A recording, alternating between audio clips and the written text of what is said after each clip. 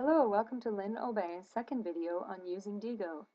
In this video, you will learn how to bookmark, highlight and add sticky notes to items, connect to networks, and join groups of interest. There are two ways you can start using Diigo. One way is go to diigo.com and click on Sign In the right-hand corner.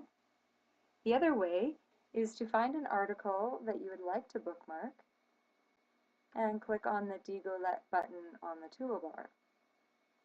So I found this article called The 35 Best Web 2.0 Classroom Tools Chosen by You. I'm going to go up to Diigo button, and yours might give you the option to sign in, but I was already signed in, so it didn't make me sign in again. Now if I want to bookmark this article, I can just simply click on Bookmark, and then it puts in the URL and the title for me. And then I can choose whether or not I want to keep this private or if I want to make it public. And then I can add a description. In the tags box, I can add tags so that when myself or followers want to search for this article, they can put in specific tags to help with their search process.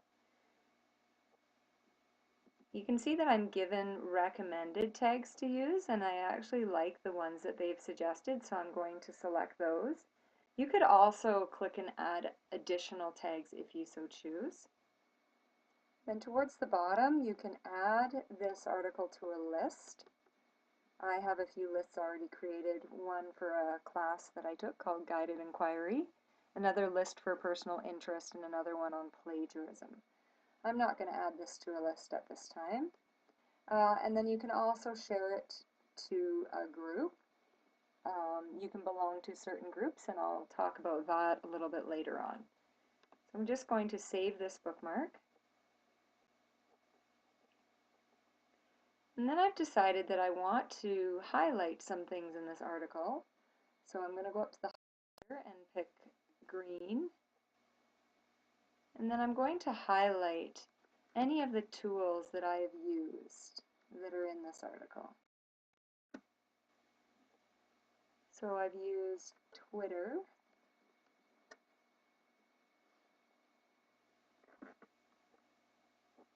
WordPress, Prezi. I'll just keep going down. Flickr, but there's a lot that I see that I haven't used before, which is kind of exciting because there's a lot left to learn. Diigo. Scroll down.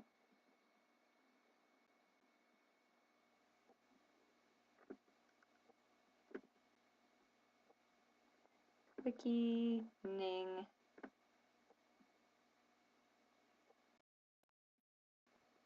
I'm sure there's a few more down used.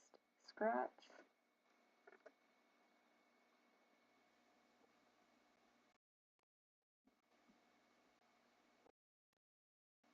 And I know after reading this article, Storybird was down here. Okay. So now I've highlighted the tools that I've used, and I have a little sticky note here that I put in just simply by clicking on sticky note, and I put in the sticky note below I've highlighted the tools that I've used, and then I posted that sticky note. Okay, so note that you wouldn't necessarily bookmark or highlight, otherwise known as annotate, or add sticky notes to one article.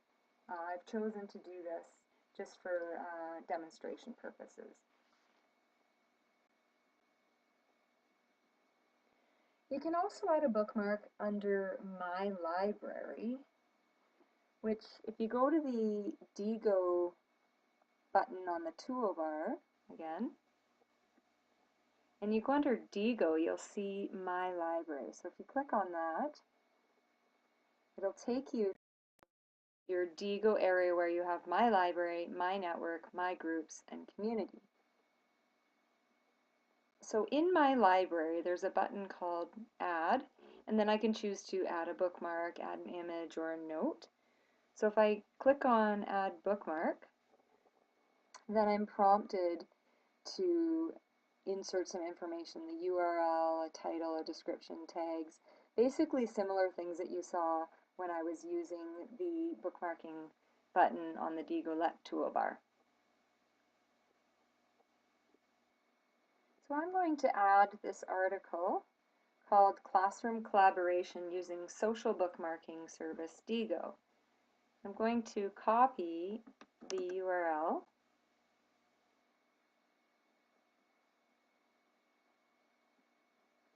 paste it into my Add New Bookmark section, and then type in the title,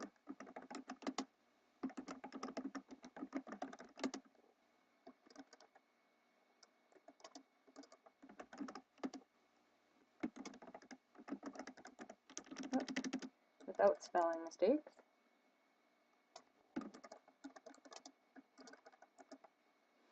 And I'll leave it public. I'm not going to put in a description. I could add a tag, Diigo collaboration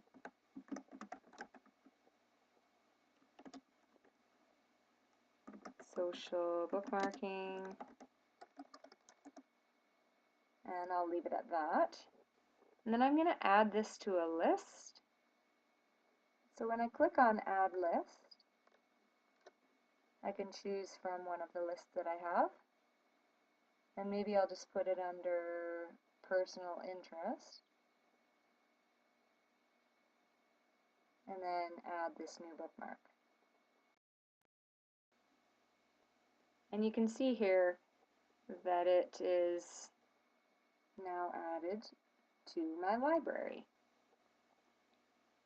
And you can also see, if you look below, the Best Web 2.0 Classroom Tools is also added to my library.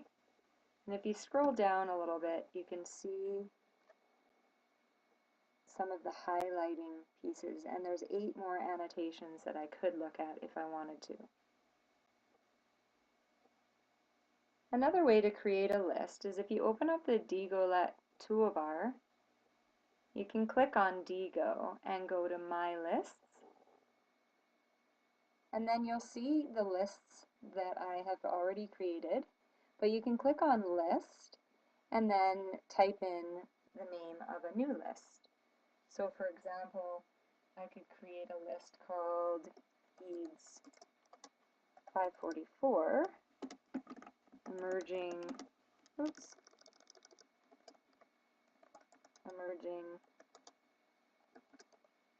Web 2.0 Technologies.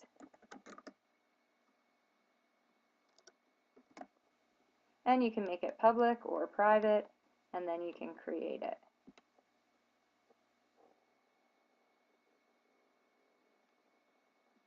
Okay, now you'll see that I have 4 lists, and there's this Emerging Web 2.0 Technologies list. Now, if I wanted to share an item with a certain group of people or friends, I could find the item that I want to share, and then click on Share, and then choose to Twitter, to Facebook, or by email. So if I click on to Twitter, it brings up a dialog box where I am provided with a link, and then I can put in my email address and password, and then I can sign in and tweet for Twitter. But I'm not going to do that right now, but I just wanted to show you that you could do that. Now I'm going to go back to my library, and I just want to talk a little bit about my library. My library contains any items that you have bookmarked, highlighted, or added sticky notes to. So down the left side here, you'll see all of the tags that were created when I created my bookmarks. And as I mentioned before, the tags are used to assist in searching for specific documents. So say, for example, I wanted to search for items on plagiarism. So if I look under my tags, I've got 3 tags under plagiarism. So I'll click on that. And then it brings up 3 articles that I have tagged to do with plagiarism. So tags really come in handy when you have more bookmarks than just 3. If you're searching through a whole list of bookmarks, it's easier to search if you've already set up tags. There are other ways that you can search for items. You can do a search by typing a word into a keyword into the search box. For example, if I put library in here, I have nothing tagged under library. Okay. You can also filter. So let's go back to my library and click on filter. And I can filter bookmarks. I could filter by images. I could filter by what is public and private. I could filter by things that I've annotated, which are items that I've highlighted. So you'll see that there's only a few articles or items there. And you can also choose how you want your items to display. So you can do it by date updated or date created. Now my network, click on that. My network are people that I follow, that I find interesting, and people that follow me. So I've got so far just 4 followers and I'm following 2 different people. But if I wanted to follow someone, I could go down to the right hand corner here and go search Diigo user. You can search by name or email, by tags, by site, by URL, or advanced search. So I could put in a name or an email here and then do a search on a specific person that might be a user of Diigo. For example, Joyce Valenza.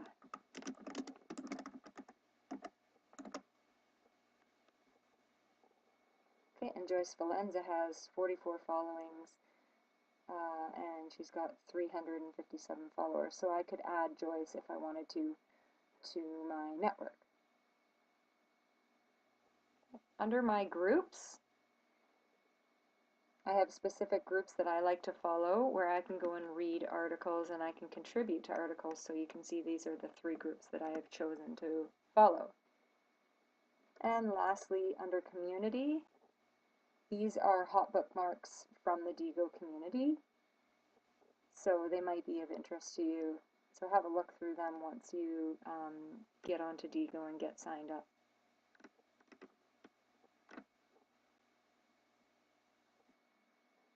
So now I'd like you to log into Diigo and practice bookmarking any sites that interest you. I think you should create a couple of lists and also practice using the highlighter and the sticky note. And then I'd like you to share one article with either some of your Facebook friends, or if you have a Twitter account, you can share on Twitter. Okay? And good luck.